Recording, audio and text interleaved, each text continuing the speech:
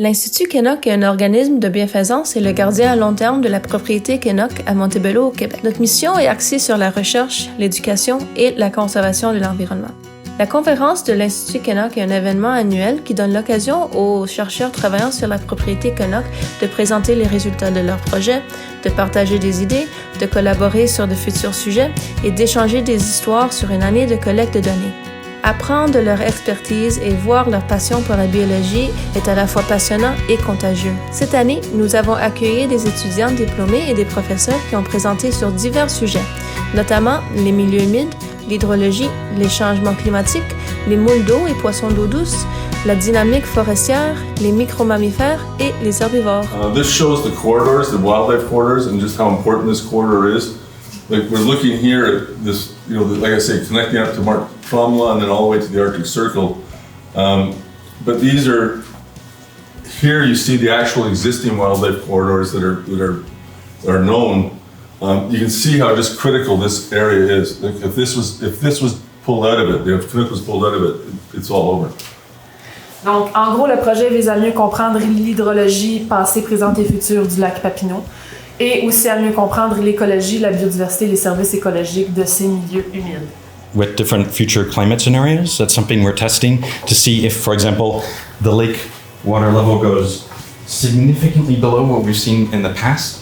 Will there be discharge still into the Canuck River, the Kinonge River, or not?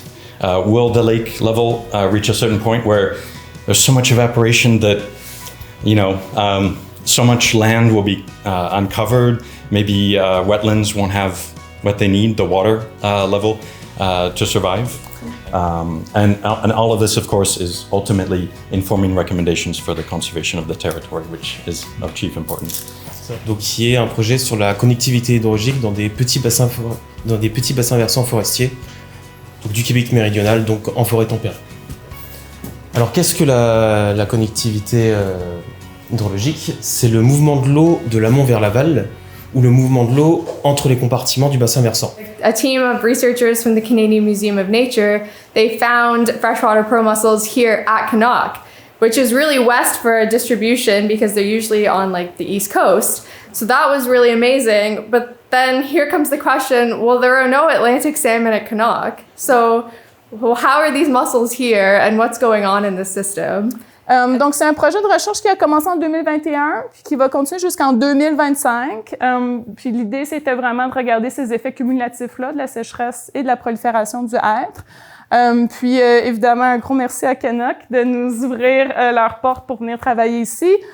Particulièrement à leurs stagiaires qui nous ont beaucoup aidés cet été à faire 2 étés de suite à nous aider à faire la maintenance de nos toiles. C'est tout un travail que de gérer des exclusions de précipitation. En tout cas, je pourrais en parler longtemps. Mes étudiants pourraient en parler longtemps. Last decade or so, there's been the development of accelerometers. Your phones have accelerometers in them. We can take those accelerometers and we can actually put them inside the fish. And we can do laboratory studies where we determine the metabolic rates at different swim speeds.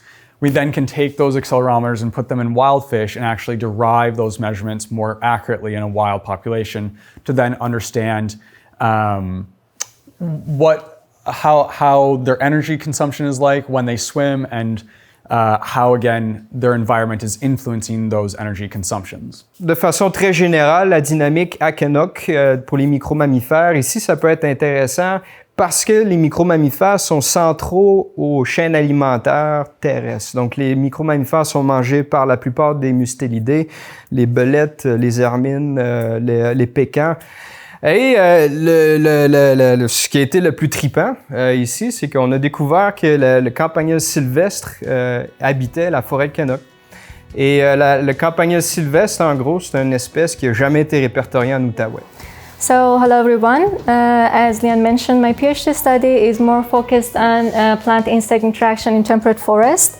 And the project which we worked on in Canuck and which is still ongoing is about the drivers of insect herbivores in a sugar maple forest. And for that, we considered both the bottom-up and top-down pressures on insect defoliators within and between maple trees.